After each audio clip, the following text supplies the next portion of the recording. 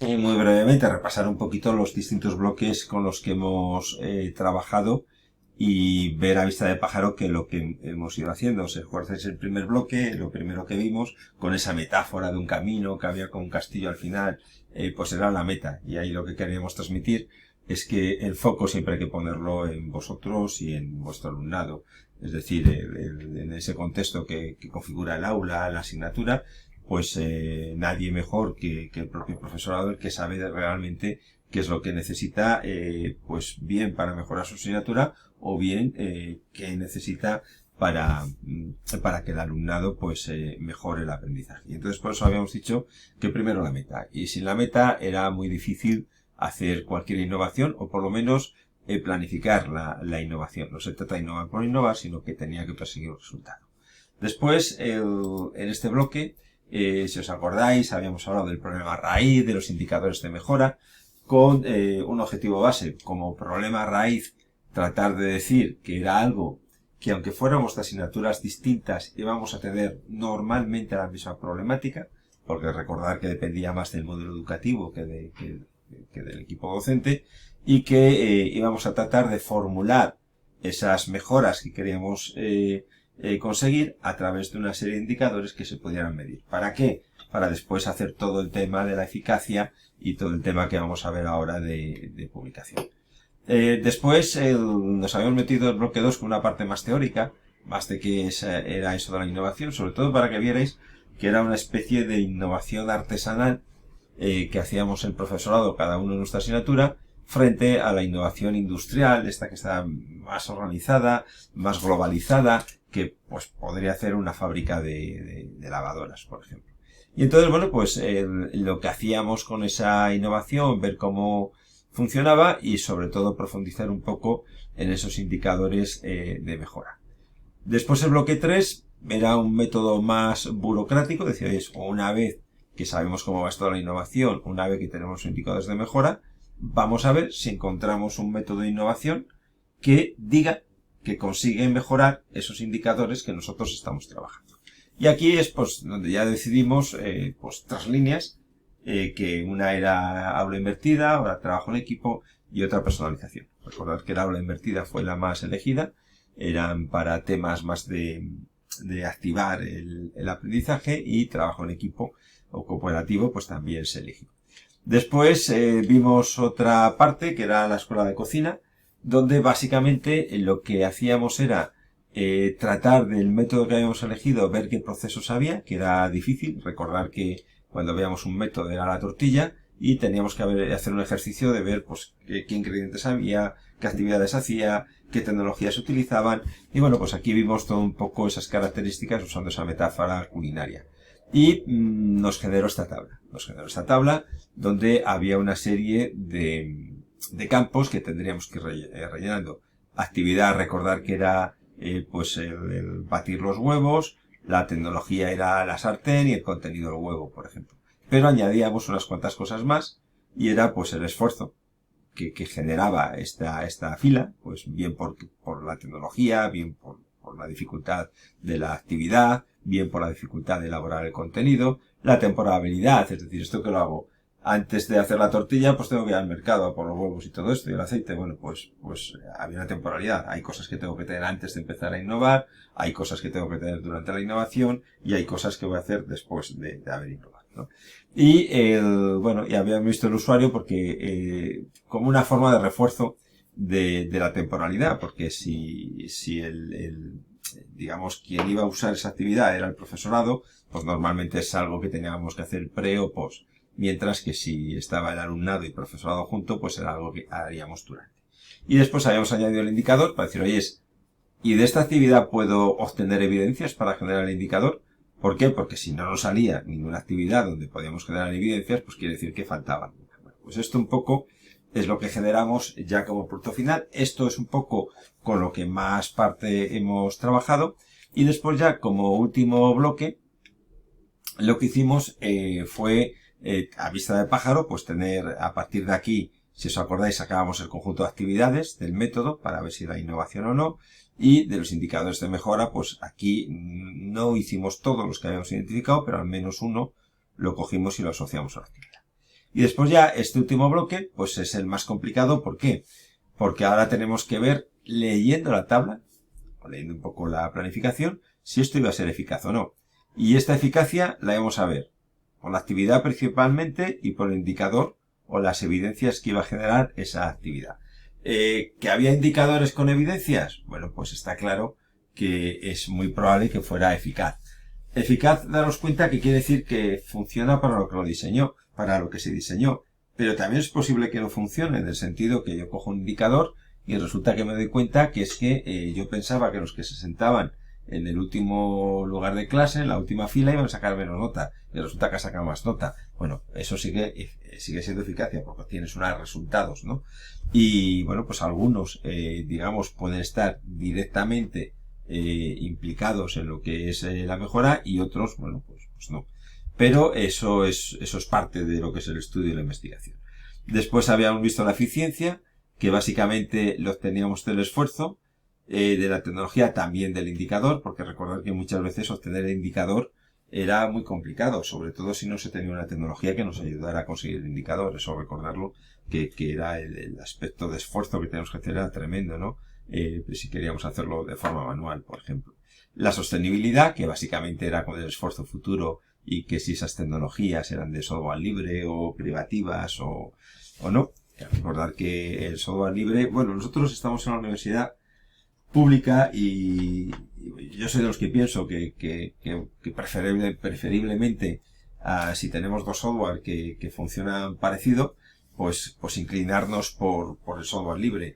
Porque el software libre, como ya sabéis, se coopera entre distintas universidades y entidades, se mejora entre todos, es muy rápido las actualizaciones, y bueno, yo creo que por el propio espíritu que tenemos nosotros de conocimiento, de transferirlo y de cooperar, ¿no? Pero hay veces que el software no es libre, que es gratis, por ejemplo, pero no es libre, que bueno, lo usamos en la nube, y otras veces que requiere unas licencias caras. Pues hablábamos que cuando ese software requería unas licencias caras, un coste alto, pues hombre, era difícil que fuera sostenible porque nuestra asignatura necesitaría una inyección económica de continuo. Y después, bueno, habíamos visto la transferibilidad, que básicamente la transferibilidad lo tenemos en cuenta con estas cositas que están en azul, pero básicamente se podía transferir la tortilla entera, la actividad o la TIC. En muchas evaluaciones que habéis hecho, cuando habéis hablado de transferibilidad, es lo que habéis dicho, oye, pues que es que esta tecnología se puede utilizar, o oye, estas actividades, claro que las puedo utilizar yo en otra asignatura, aunque no sea la misma. Pues esto es un poco la idea global de lo que hemos hecho. Bajo esta idea global, hemos ido tratando de hacer unas actividades donde, bueno, pues este bloque de aquí, básicamente, nos ha servido para generar un estado del arte en una publicación, para generar necesidad de justificación si tenemos que hacer una propuesta, y para tener ciertas garantías con el resultado final. Observar que este que está en negro, que es el primero, es más el que uso personalmente. Para mí, como profesor, como profesora, quiero tener las garantías de que esto funcione. Bueno, pues a partir de aquí, de este indicador y de este modelo de innovación, pues sí vamos a tener ciertas garantías. El que está en rojo, bueno, pues puede ser si yo esto lo voy a presentar para obtener financiación o apoyo de mi universidad, pues me serviría de sobra para hacer esto de aquí. Recordar que habíamos puesto una tabla con una serie de apartados, y me serviría también para el estado de arte de una publicación. Pues con todo esto, como veis, son los tres alcances a través de las actividades que hemos hecho. Y después está de aquí, sí que es verdad que ya es una planificación, y como veis hay dos tipos. Una es propia, es algo que tengo yo, el esfuerzo, el comentario, la temporalidad, bueno, pues todo eso normalmente el usuario es de cosecha propia, es decir, eso se queda en casa. Y después, si quiero hacer una propuesta, pues hombre, sí que puedo hacer la planificación ya con la actividad, la tecnología a utilizar y el contenido. Y aquí, ¿para qué nos iba a servir? Pues primero para ver si iba a funcionar o no, para el esfuerzo, para ver si lo voy a mantener, para ver si se puede utilizar por otras personas. Bueno, pues esto es un poco la última parte que hemos hecho. Este último ejercicio, no me refiero a este que hemos presentado hoy, sino la actividad, esos materiales, esos recursos ya estaban, y aquí lo que hemos hecho esta última es interpretar y echar un vistazo por una persona que no es la que ha creado, pues para ver si eso funciona. Bueno, pues esto es un resumen general de los 5 bloques en los que hemos trabajado. Como veis, esta parte de aquí se puede asociar más a teoría, a preparación, y esta parte de aquí ya se asocia más a una parte de aplicación y ya diseño, ¿no? Bueno, y ahora con todo esto, nos quedaría una última cosa. Si lo vais a aplicar, insisto que lo que habéis hecho está bastante bien y es ya aplicable, pero nos quedaría una parte más, que vais a ver que nos va a ayudar mucho a definir el contraste de resultados. Lo habéis hecho bien cuando hemos puesto contraste de resultados, pero tiene mucho que ver con esto que vamos a explicar aquí. Bueno, primero, el tema de innovación docente. Hasta hace una década o poco más de una década, básicamente publicaba innovación docente los que estaban en educación, los que se dedicaban a donde estaba el material, por decirlo de alguna forma, propio de la investigación, era la docencia y el aprendizaje. Lo mismo que uno de física, pues investigaba en física, a una persona de química en química, pues bueno, los de educación en educación. Pero ya desde hace, como os decía, más de una década, se considera un estándar de facto, por lo que publican las revistas, que cualquier profesor que esté, digamos, trabajando en docencia o queriendo trabajar en docencia, pues que perfectamente puede publicar en ese área. Es, por decirlo de una forma, imaginar los bomberos, que apagan fuegos, pues todos los bomberos apagan fuego y por lo tanto el bombero podría publicar sobre apagar fuegos, ¿no? Aunque no fueran investigadores, ellos son los que apagan los fuegos, por lo tanto tienen una gran experiencia. Bueno, pues esto es lo mismo. Se supone que el profesorado que estamos en labores de aprendizaje, da igual de cuál temática seamos, pues se puede publicar. Y entonces, pues los congresos de innovación educativa y las revistas de innovación educativa y de aprendizaje, pues sí que son multidisciplinares. Hay de muchas asignaturas distintas y donde se les recibe con brazos abiertos. Por eso un poco lo que el primer mensaje es que, aunque no sea vuestro área de investigación, claro que se puede publicar y veréis que además tiene una forma quizá un poco especial de publicar, que es la que vamos a ver ahora. Entonces, bueno, muchas veces estamos muy acostumbrados a generar en las publicaciones de nuestras áreas una mejora. No, es que yo, si consigo una patente nueva, he descubierto un nuevo elemento, no sé cuánto, pues, hombre, pues puedo publicarlo. Aquí, pues también, claro que sí. Si yo con esto que estamos haciendo descubro que el indicador que de sentarse en la última fila y además vestidos de negro, pues impacta en el aprendizaje, pues ya he descubierto algo. Pero no hace falta llegar a eso. Es investigación también, es medir el impacto de una mejora docente o el impacto de una tecnología concreta en una asignatura. Pues, por ejemplo, el aula invertida, yo lo llevo a cualquier asignatura y estoy comprobando cómo un método concreto que se llama aula invertida, o cómo impacta en mi propia asignatura. Eso es publicar. Es decir, que no hace falta descubrir nada o obtener un indicador que nadie lo haya tenido ni trabajado antes. Pues eso lo podemos hacer. Entonces tenemos la parte más de generar algo nuevo, como cualquier otra investigación en nuestra área, o aplicar algo que ya existe, una tecnología, una metodología, a nuestra asignatura. Por lo tanto, como veis, no hay disculpa para publicar. Vamos a ver los escenarios de publicación. Casi todos habéis hablado mucho del contraste de resultados. Y además, los que no tenían contraste de resultados, en la evaluación lo ponéis, oye, pero ¿y con qué contrastas? E incluso daba sugerencias, ¿no? Oye, pues ¿por qué no contrastas con los del otro año? ¿O por qué no haces un pre y un post? Bueno, pues hay escenarios de investigación que no se contrastan los resultados.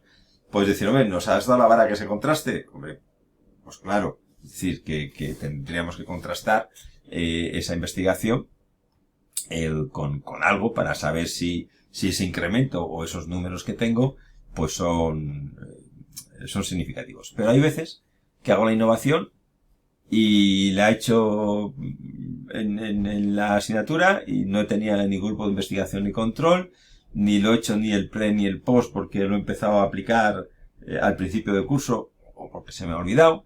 Bueno, pues que sepáis que hay un escenario de investigación que se llama estudio de caso, donde realmente yo puedo plantearme aplicarlo a mi asignatura y no preocuparme de momento con contrastarlo con algo. ¿Qué es lo que hago? Pues hombre, defines el modelo, dices cómo lo has aplicado, obtienes los resultados de indicadores y después lo contrastas con el mundo mundial. ¿Qué quiero decir con esto? Pues que, por ejemplo, es la famosa discusión de resultados de una experiencia. Bueno, pues ahí ya dices, oye, mira, pues este indicador a mí me da tal cosa y hay otros artículos que le dan algo parecido. Por lo tanto, estáis reforzando una línea. Y si os da distinto, pues oye, a mí me da distinto a estas otras publicaciones. Pues aquí vamos a ver qué pasa. Habrá que ver qué variables han puesto, habrá que ver si una hora de física o otra de literatura si afecta a la temática de la asignatura. Como veis, se abre una discusión donde evidentemente se puede profundizar y trabajar más. Este método de estudio de caso es bastante habitual en congresos. En congresos de innovación educativa, pues normalmente con un estudio de caso suele valer para admitirla en el congreso. Sin embargo, si lo queremos publicar ya en un Scopus o en un JCR, es más difícil que admitan un estudio de caso. A no ser que sea algo muy novedoso. Pues metaverso, que todavía no existe. Pues en el minuto 1 que sale, ya habéis aplicado algo de metaverso. Bueno, pues en ese caso sí que es posible publicar una revista, pues porque no hay casos, porque no hay trabajos previos, y entonces acepta estudio de caso. Con la COVID, pues los primeros trabajos eran estudios de caso, porque no se podía contrastar resultados. Entonces, bueno, pues si hay situaciones muy novedosas, sí que suelen admitirlo en revistas. Pero si son, pues aplicar aula invertida, trabajo en equipo, gamificación, cualquier otra cosa en nuestra asignatura y es un estudio de caso, pues normalmente, ya os digo, congreso sí y revista no. Después veremos algunos truquitos. Hay otro método que se llama contraste de resultados. Y este contraste de resultados, básicamente, se puede hacer, está admitido, por revista también, el que yo lo puedo aplicar el curso anterior de mi asignatura con la asignatura actual donde estáis aplicando la innovación. Entonces, bueno, pues eso se admite. O el hacer el pre y el post, es decir, en el mismo curso, antes de aplicar la investigación, tomo nota de las variables, se miden, pues asistencia a clase, por ejemplo, trabajos entregados, y después de la investigación también se miden esos resultados. Con lo cual ese contraste es, bueno, más fácil de hacer. Se utilizan técnicas estadísticas distintas si lo estáis haciendo el pre y el post, es decir, en el mismo curso con los mismos alumnos. La muestra, estas muestras de aquí son las mismas personas, y si lo utilizáis el curso anterior y el curso actual, son personas distintas, por lo tanto, estadísticamente hay que usar otras herramientas. Pero es la única diferencia, después lo veremos. Y después ya lo que más gusta, sobre todo en las revistas JCR, es el cuasi experimental. En educación, en sociales, básicamente las investigaciones más validadas es cuando se cogen dentro de una población grupos al azar. Y entonces, bueno, pues coge los grupos al azar y ya está. Y no tienes que dar muchas más explicaciones. Y controlas dos grupos. En educación, ya en asignaturas y en la universidad, es muy difícil que podamos coger grupos al azar. Entonces, los grupos normalmente los hace secretaría. Hay asignaturas con un solo grupo de alumnos, otras asignaturas con varios grupos, una asignatura con varios grupos de laboratorio que normalmente algunos se puede hacer al azar el grupo de laboratorio, pero otros se asocia más a un profesor o profesora. Por lo tanto, bueno, pues se llama cuasi experimental, se acerca a la experimental, se acerca a esa elección de grupos al azar, pero no es al azar. Por lo tanto, se llama cuasi experimental. Entonces, si una asignatura tiene dos grupos o que tenga distintos profesores, pues claro que se puede hacer de esta forma, ¿no? Contrastando un grupo con otro. Bueno, pues estos son los tres escenarios que cubren prácticamente el 90% de las distintas publicaciones que se pueden hacer en innovación educativa y en general en aprendizaje. Esta primera normalmente la solemos trabajar en un congreso y aunque tengamos contrastes de resultados, hombre, pues en el congreso decimos que tenemos contrastes, pero no queman los datos, pues para además de presentar al congreso, después lo puedas presentar en una revista de Scopus o en una JCR. Es decir, que muchas veces presentamos algo al congreso que hemos hecho ya, por ejemplo, la cuasi experimental, pero no presentas todos los datos para que después puedas ir a un JCR. ¿Y qué datos son esos que normalmente no presentas en el congreso, pero que son tremendamente importantes para las publicaciones? Bueno, pues vamos a verlo. Todo lo que es contraste de resultados, yo aquí lo he puesto grupo experimental y y el grupo de control. Pero esto me valdría para alumnos de un curso anterior y alumnos de este curso.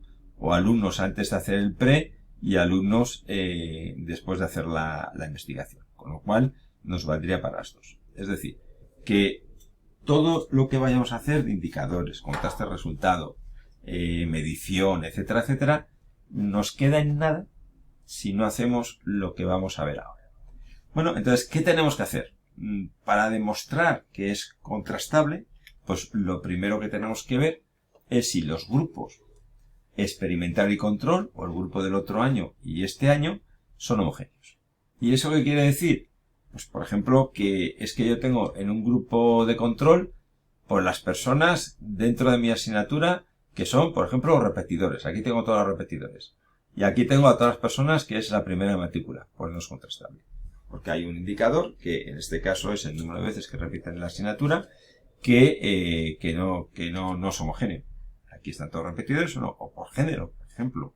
Imaginaos que aquí hay muchas chicas y aquí hay muchos chicos. Pues a lo mejor tampoco es contrastable.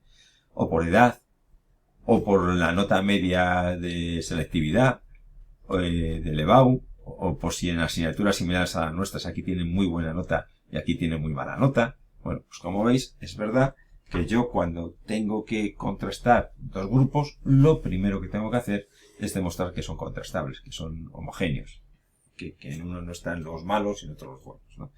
Esto es verdad que cuando es el mismo grupo, es decir, es el mismo curso, y estos son los mismos alumnos, hombre, pues no hace falta contrastar mucho esa homogeneidad, ya que son los mismos. Por lo tanto, el género es el mismo, el nivel académico es el mismo, etcétera. Normalmente, ¿qué datos se pueden poner para ver si son homogéneos? Pues la edad, el número de veces que repiten la asignatura, el género, si tenéis, nosotros por ejemplo cuando trabajamos con primer curso la nota de EBAU, solemos poner también, se puede poner pues una asignatura previa que tenga relación con la asignatura, pues ver esa nota que se han tenido, o incluso les podéis hacer un pequeño test al inicio antes de la investigación, sobre contenidos de la asignatura. No se trata de ver quién lo aprueba o ver quién lo suspende, sino que, por ejemplo, la nota media de este grupo y la nota media de este grupo son equivalentes. Bueno, pues, como veis, aquí no suele haber herramientas ya homologadas, en el sentido de como en otros casos que vamos a ver ahora, que sí que hay herramientas homologadas, pero en este caso es coger una serie de datos que nos permitan, bueno, pues ver que más o menos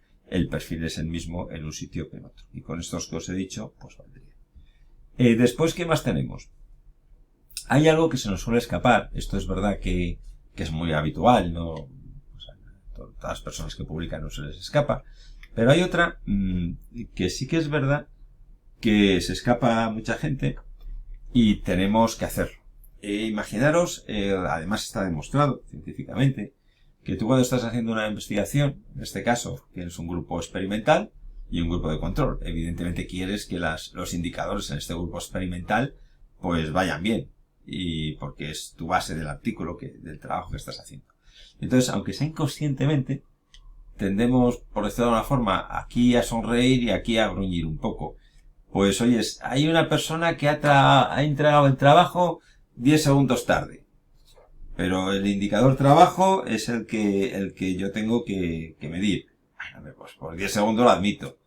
Este lo ha entregado 10 segundos tarde. Pero claro, es mejor que no lo entreguen porque así me sale mejor que, pues a lo mejor 10 segundos no lo admito. Estoy exagerando, evidentemente, ¿no? Pero lo que os quiero decir que puede haber un sesgo que aunque sea de forma inconsciente lo hagamos. Y entonces hay que demostrar que han recibido, por decirlo de alguna forma, los mismos estímulos uno y otro. O que el aprendizaje ha sido en cuanto a oportunidad de las mismas. ¿Aquí qué se suele utilizar? Bueno, pues aquí es algo parecido a estas encuestas docentes que solemos hacer en las asignaturas al final. Pues que si el profesor estaba disponible, si cuando había tutorías estaba el profesor, si el profesorado llega tarde, que si ha preguntado algo le han contestado, en fin, ese tipo de cosas que, pues hombre, nos pueden hacer ver que sí que ha tenido las mismas oportunidades, por lo menos, de aprendizaje. Evidentemente el método es distinto, pero sí que por lo menos el tratamiento es el mismo. Y aquí, por ejemplo, en aula invertida, sobre todo en aula invertida, el grupo experimental suele tener más horas, porque tiene todo el tema de ver vídeos, de poder preguntar al profesor, de hacer el trabajo, y después tiene las horas de clase. Y aquí, por ejemplo, el grupo de control solo tiene las horas de clase, con lo cual ya no es contrastable. ¿Por qué? Porque este ha recibido 15 horas de clase, con vídeos, etcétera, etcétera, y este 10. Por lo tanto, es lógico que este saque más nota. Por lo tanto, si se quiere publicar en JCR, sobre todo un tema de aula invertida, que insisto, que esto no lo suelen poner los autores, pero los evaluadores sí que lo suelen tener en cuenta, pues hombre, aquí habrá que de alguna forma, digamos, poderle menos horas presenciales, para que más o menos cuadren las horas. Hay otro cuestionario que se llama SEEQ, que es parecido a estos de evaluación docente, que miden esos estímulos. Y después hay otro que se llama Music, que es de motivación, y uno de ellos, dentro de ese apartado de motivación, después os lo ponemos en el foro o en el correo de despedida que os pongamos, os ponemos estos dos cuestionarios. Y entonces, bueno, pues este Music tiene una parte que es atención dedicada del profesorado al alumnado, que eso también se puede utilizar para medir que se han recibido los mismos estímulos. Entonces, bueno, pues dicho de otra forma, aquí lo que tenemos que comprobar es que aquí no hemos tenido al profesor simpático, la profesora que explica muy bien con una gran empatía, y aquí hemos puesto al profesor que explica mal, que está enfadado y que encima no le gusta hablar ni tiene empatía con los alumnos. Bueno, pues también estoy exagerando evidentemente, pero lo que se trata, de ver que tenemos esas dos homogeneidades. Y insisto, aquí hay herramientas ya validadas, con lo cual es pasar el test. Aquí tendremos que buscarnos nosotros esos valores, pero como ya os he dicho antes, género, repetición, edad y algún conocimiento respecto a la asignatura. Ya está. Y una vez que tenemos esto, ahora sí, es cuando ya hacemos esa comparación de resultados. Que esto es lo que habéis hecho. Esto es en las evaluaciones que habéis hecho unas personas a otras, pues es un poco con lo que habéis trabajado. Y claro que ahora ya sí que contrasto, ¿no? Pues oye, pues mira, aquí se ha presentado 20 trabajos y aquí 15. Bueno, pues aquí ya si la distribución es normal o no, se utiliza pues también métodos estadísticos para saber si hay diferencias, si hay diferencias significativas, si son muestras parecidas, etcétera, ¿no? Y eso también son herramientas estadísticas las que nos dan, pues Wilkinson o cualquier otra herramienta que nos dan un p-value, un valorcito, que ese valor, si sale a partir de un número, quiere decir que son homogéneos, y si sale a partir de otro número, pues que no lo son.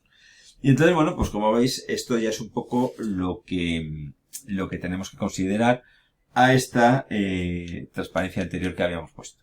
A esta parte de aquí, de contraste de resultados y cuasi experimental. Y con esto, básicamente, si nos preocupamos de estas dos cositas, durante la aplicación de la innovación educativa que hagamos, pues vamos a tener unos datos bastante publicables en cualquier tipo de revista que trabaje sobre innovación. Y bueno, os contamos estas cosas porque, como veis, una vez que habéis hecho lo que ya habéis hecho, es muy fácil ya publicarlo. Las únicas dos cositas que no habíamos visto son estas dos. La homogeneidad tanto en los grupos y en los estímulos o las oportunidades, pero que aquí son test que ya existen y aquí es preguntar, como os había dicho, por una serie de cuestiones que son muy sencillitas. Y entonces, bueno, pues ya tendréis armada esa publicación sin ningún problema para publicarla. Tanto Marisa como yo os aconsejamos mucho que lo publiquéis. Es una forma importante de dejar rastro. Y además ahora, ya sabéis que el cromo de innovación se está pidiendo en ANECA y en las instituciones locales para todo, para acreditación, para ascender a catedrático o catedrática. Y entonces, al final, casi siempre las valoraciones que hacen, yo ya no sé si justa o injustamente, muchas veces es lo que hayas publicado en artículos de impacto, es decir, lo mismo que para la investigación, lo están empezando a hacer también para el aprendizaje y la docencia. Por lo tanto, recomendación, ya que habéis hecho todo ese esfuerzo que es grande, hemos estado muchos meses y bueno, pues se ha hecho, pues ya ya publicarlo porque creo que es, os digo, una forma de dejar constancia del trabajo que habéis hecho.